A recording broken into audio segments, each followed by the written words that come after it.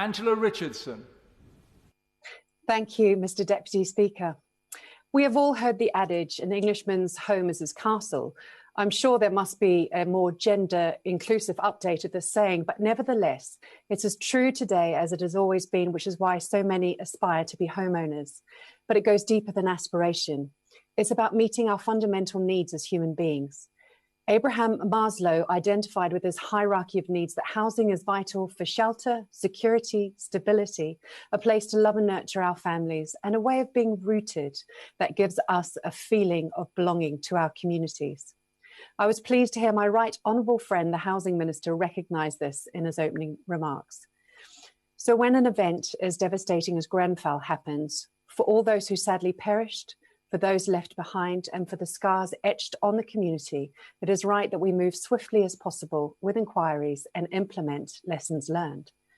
I'm pleased that in conversations I've had with the Housing Minister, he is very mindful of the need to bring forward legislation, but that the complexities of cladding on buildings and all sectors involved in remediation requires it to be done in a comprehensive and thoughtful way.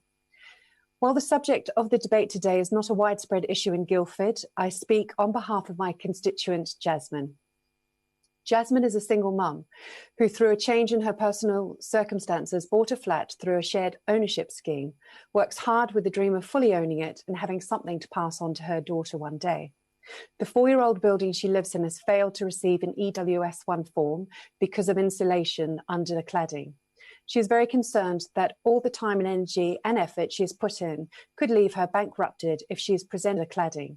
She is very concerned that all the time and energy and effort she has put in could leave her bankrupted if she is presented with a bill for remediation and stuck if refused responsibility for remediation.